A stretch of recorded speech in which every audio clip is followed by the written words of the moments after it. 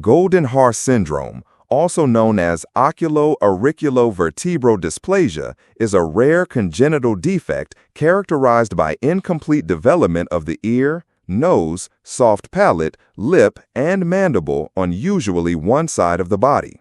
Common clinical manifestations include limbal dermoids, preauricular skin tags, and strabismus.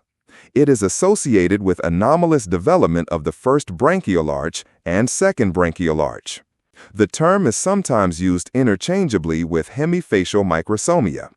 Goldenhar syndrome can cause respiratory difficulties due to various craniofacial and skeletal anomalies. These anomalies can lead to a difficult airway, which can be a significant challenge for managing the breathing of individuals with Goldenhar syndrome, especially during medical procedures. Features like hypoplastic mandibles, retrognathia, and high-arched palate can obstruct the airway. Vertebral anomalies such as spinal curves, short trunks, and other skeletal issues can also lead to thoracic insufficiency syndrome, a condition that severely impairs breathing.